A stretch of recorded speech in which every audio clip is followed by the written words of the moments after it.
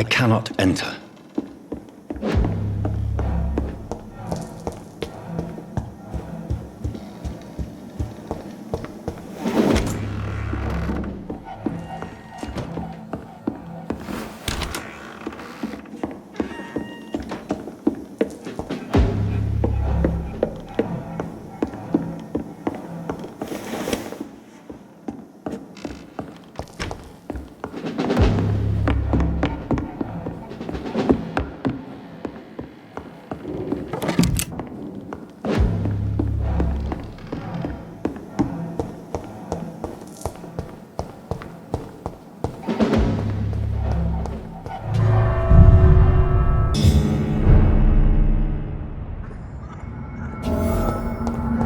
So Harriet Jones became the original carrier when Edgar gave her vampire blood. I must tell Elizabeth. Step away, sir. Burn it, boys!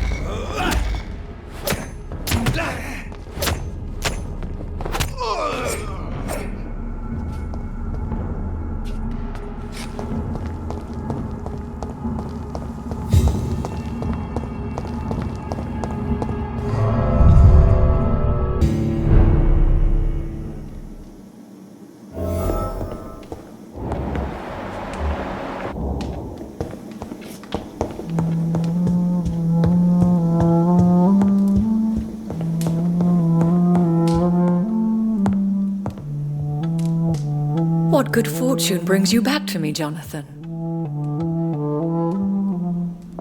What is it, my dear? I'm afraid it's bad news, Elizabeth. The worst, actually. Please, speak up. Edgar is no longer in McCullum's grasp. I resolved that matter. Where is our good friend now? Is he well? He was mortally wounded. I put an end to his misery. That is terrible, Jonathan. And yet you did what you must. The poor man. Edgar Swansea was responsible for the Skal epidemic, Elizabeth. It was he who unleashed the deadly scourge upon London. What? Are you certain?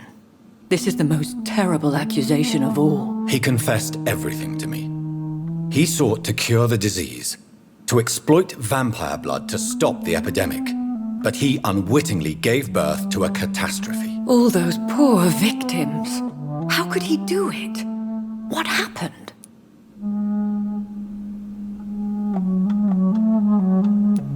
Edgar gave no heed to ethics. His theory could have been proven to be correct, but he abused the confidence of his patients to test it. I must say I'm shocked, Jonathan. Who would have thought it? And the poor patient. Let me guess. It was Harriet Jones, was it not? Yes. That explains how Doris Fletcher was infected, and how she became an Ichor. She secretly visited her mother at Pembroke. Then we have no choice. We must act quickly, Jonathan. We must return to the sewers and put an end to the threat poor Harriet embodies. I have one more matter to discuss with you. Harriet Jones was the primary case, but do you know what a healthy carrier is? There is a tone in your voice that frightens me, Jonathan. What are you trying to say? It was your blood Edgar used for his experiment on Harriet Jones.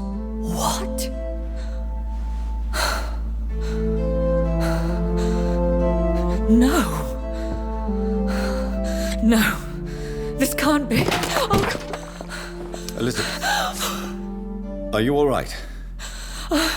No, I have to go. What do you mean? Leave me alone. Save the city, Jonathan. Save what can be saved. Elizabeth, I need answers. Why did your blood Stay cause away this? from me. Please. I swear I never was your enemy. Wait! No! Elizabeth!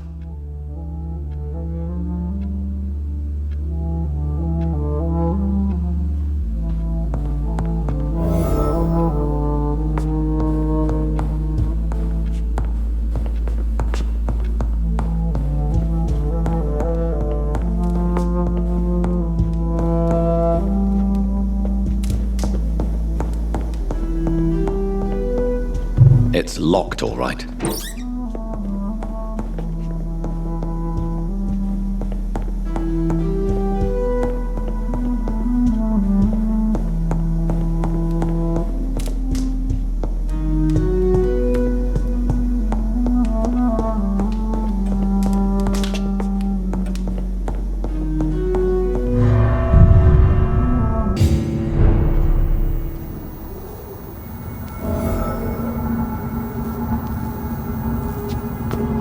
Now would be a good time to blend the recipe Marshall used when he fought the disaster. I think I know where to find what I need.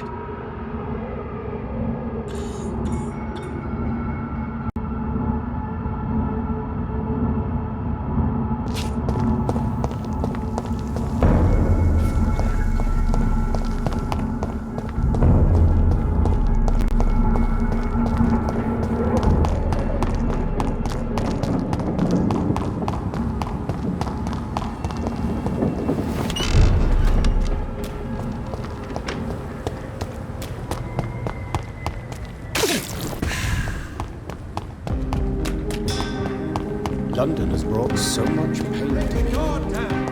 Why don't I want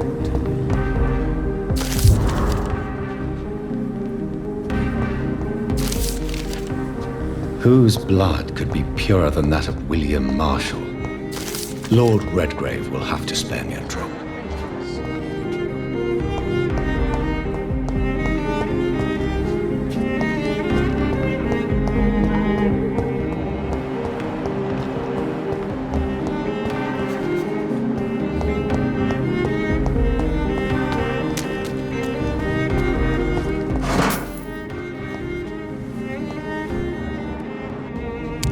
Good evening, Mr. Kimura. Good evening, Dr. Reed.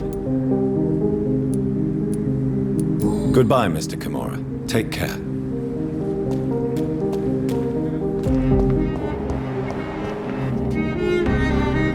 Good evening, old chap. Are you all right? I won't lie to you, Johnny. I'm not a well man. Tell me what you have discovered about vampires, Clarence. They've always been here. And if you search for long enough, you realize others know about these devils too. I'm not alone.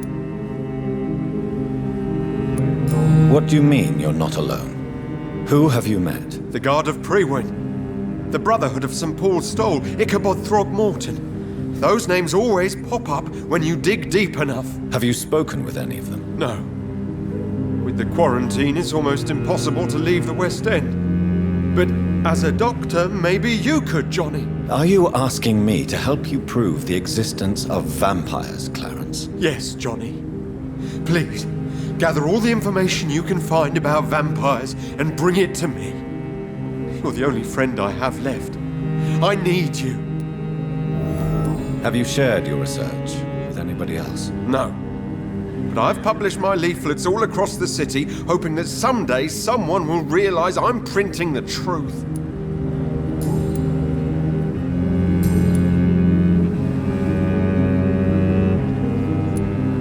These are the documents you wanted me to look for. I think I've gathered all the available occult research about vampires. Oh, thank you, Johnny. That'll help me separate the myths from the facts. I'm not sure you can consider this material factual, but it's yours now. What do you intend to do with it? First, I'm going to show them to Venus. It'll open her eyes and make her understand the importance of my mission.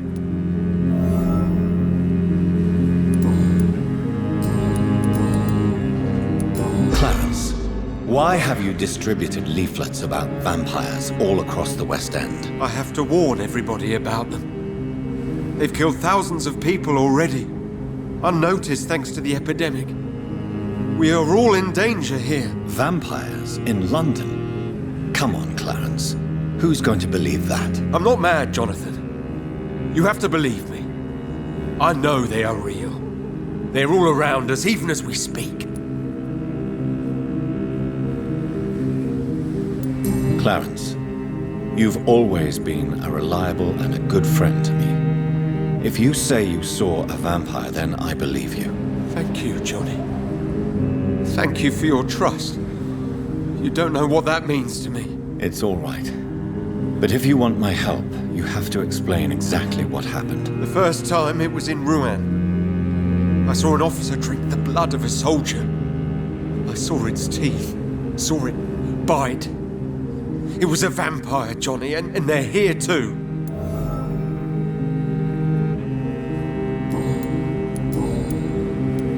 Clarence, tell me about the vampire you saw in France. I was enjoying my leave in Rouen.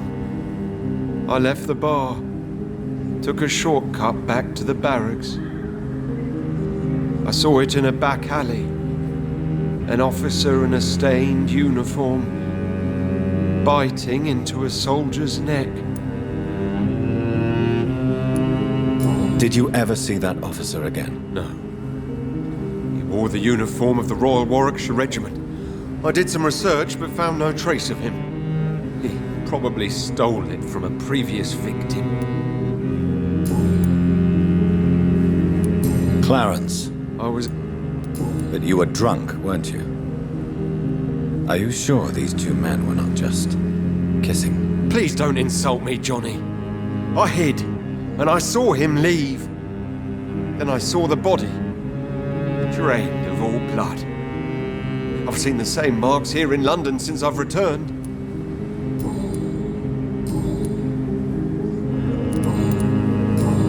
You need some rest, Clarence.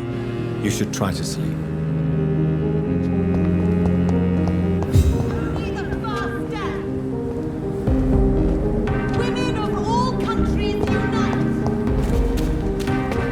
Sir, you are not welcome. Why can't I forgive you, Father? Only the first step.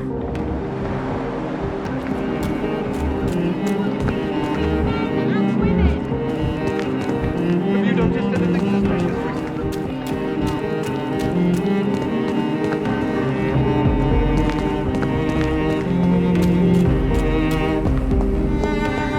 Women die too in this war. Women's right to vote is only the first step. Good evening, Miss Ashbury. And good evening to you, Dr. Reed. I have found out what happened to your friend, Emily. I can handle the truth. There's no need to hide the bloody details. Your friend was planning to become a vampire.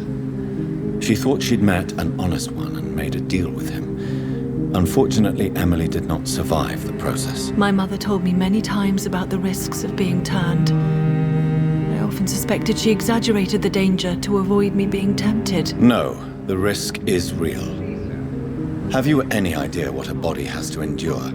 To become an organism entirely consumed by its need to process and recombine blood? I should never have talked to Emily about vampires. I never thought she'd actually try it without me. Thank you, sir. Here, take this for your discretion. Goodbye, Charlotte. Give my best regards to your mother when you see her. She's been quite busy these last few nights. I suspect you may see her before me.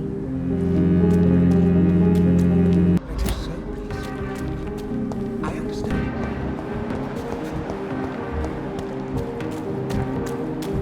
Why can't I forgive you, Father? Good evening, Dr. Reed. A great night, what?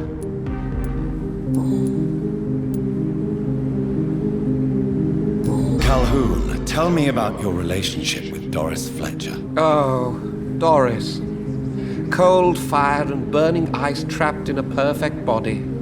Our passion was as intense as it was brief. What an actress. You sound surprisingly sad. Have you regrets? I think of her as a divine dish.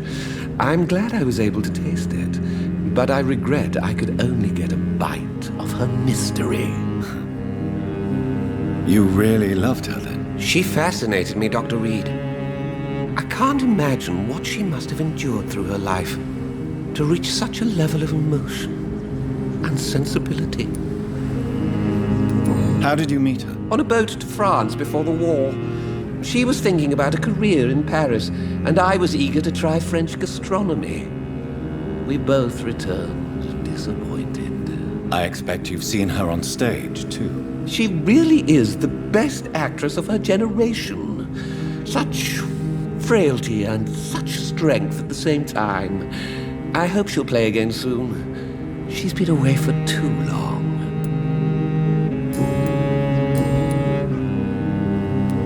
I may have a look at your goods, Mr. Russell.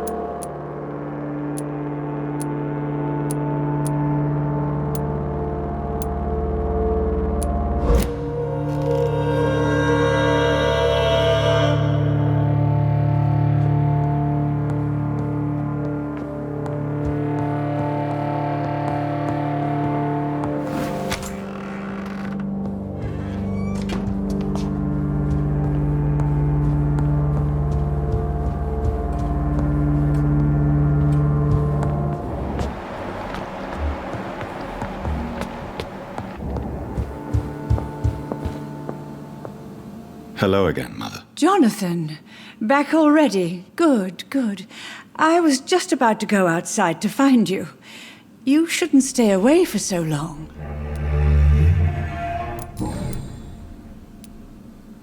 Do you think Avery is right? Do you think I should take better care of you? I don't blame you, but you abandoned me, son. A mother should not survive her children. It's unbearable to know you're not here anymore.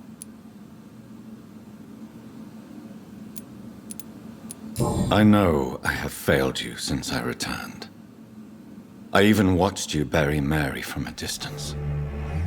From now on, I will protect you. You have my word. You don't have to apologize to me, Johnny. Do you think I did not notice how much you have changed? Have I changed that much, Mother? Am I still your son? You are still, and you'll always be. Despite your pale skin, your bloody eyes, and that echoing sadness in your voice. Are you working on a new painting? Not recently. I have trouble focusing on my subject, and my mind quickly drifts. It's the same thing when I try to write poetry. I recently met a talented painter with an excellent technique. I wish you two could meet. I'm sure you'd like her. I'd be glad to meet her. What is her name? Is she famous? Is she dead too? She's not famous, and her name is of no importance. And yes, she is also dead. The important thing is, I hope you two get along. If she ever fancies meeting your mother, I'd be glad to welcome her into my home. Do you need anything, Mother? Can I help you? I just want you to stay with me, Jonathan. Your room is ready. I asked Avery to make your bed. I'll stay as long as I can, I promise. Do you need anything else? Just one thing. Stop staring at me like that. As much as I love you, it breaks my heart to look at those empty and dead eyes.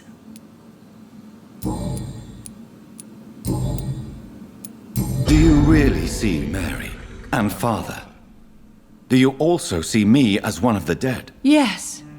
For many years, it was just a game. Since your father left us without a word, I took to the habit of speaking to him. Yes, I remember. I sometimes spied on you and listened to you talking with Father in the garden. It made me so angry then. But it was just a game, wasn't it? Yes, it was. But since then, my poor dead Mary visited me in my room. She led me to her grave, and there you were. I now know the dead can haunt us. I'm so sorry. You did not deserve to endure this. Mary should never have done this to you. That's true, my son. But you know what the worst part is? I liked it when Mary spoke in my head. Now she is silent, and it makes me so sad. Should I leave you alone? Just ask, and I swear you'll never hear from me again. Oh, no, Johnny. You're always welcome in this house. And one day, when I finally die, we'll all be together again, just as Mary promised us. Goodbye, Mother. Try to rest now. Goodbye, son. Please come back soon. Hello again, Mother. Jonathan, back already. Do you need my medical attention, Mother? Oh, you know I always refused to let you listen to my chest, son. It always seemed awkward, even when I felt ill. I think you should take this. You'll feel better. I'm not sure I'll ever feel better, but thank you, my son. Goodbye, Mother. Try to rest now. Goodbye, son. Please come back soon.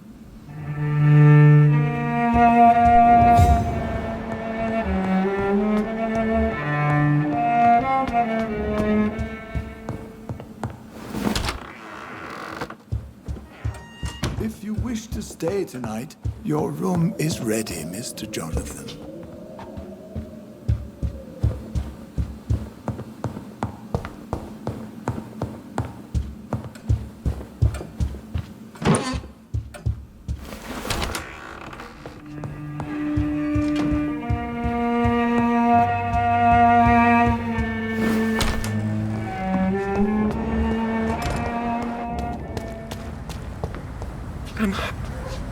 Good evening, Dr. Reed.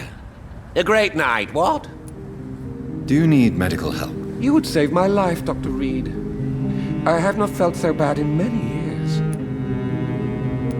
Don't worry. There is nothing serious to fear. I have seen far worse, I can assure you. I cannot imagine the pain these people must face then. You have my gratitude, Doctor. This disease has ruined my appetite. Goodbye, Mr. Russell. I'm sure you will take care of yourself.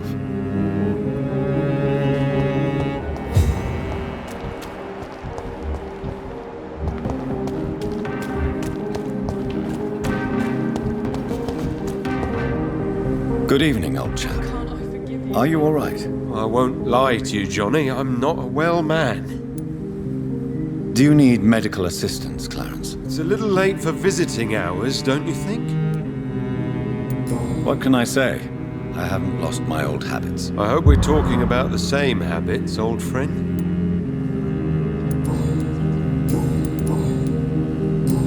You need some rest, Clarence.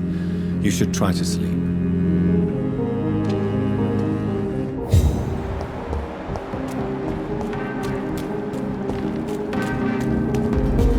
Good evening, Mr. Kimura. Good evening, Dr. Reed. Do you need medical assistance, sir?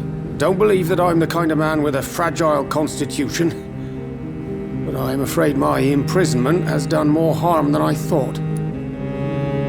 There is no need to be ashamed. We are all equally vulnerable to this disease. Yes. I know now life is as precious as it is fragile.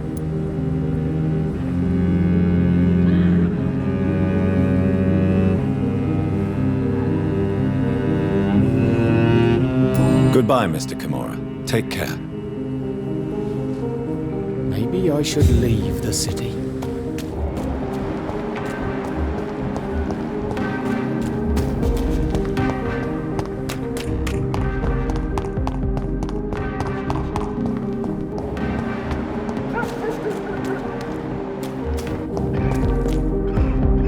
Good evening, miss.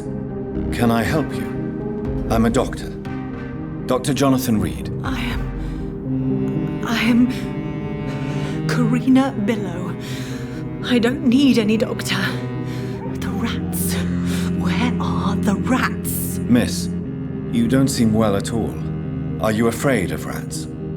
Has one bitten you? No, it's me who bites them. Tasty, juicy, disgusting rats. I can't stop eating them. Help me, please. Help me to disobey the voice.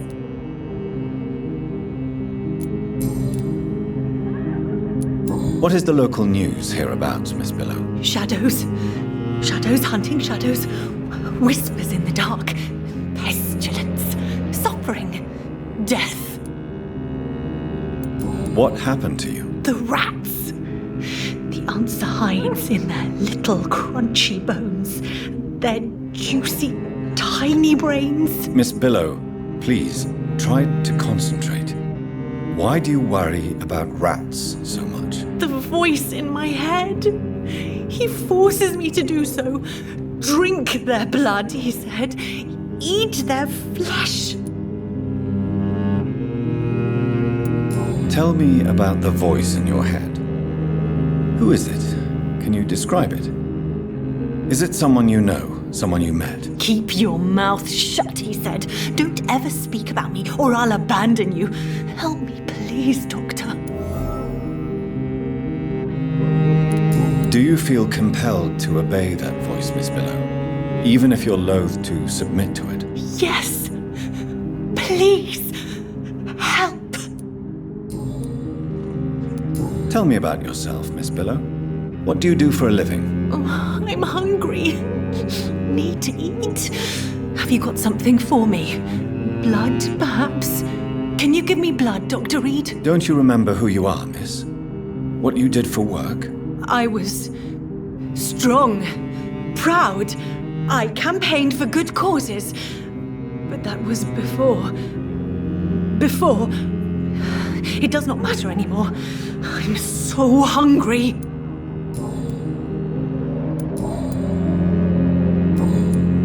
Can I help you, Miss Billow? I'm a doctor. The rats! I need them. I must go now. Goodbye, Miss Billow.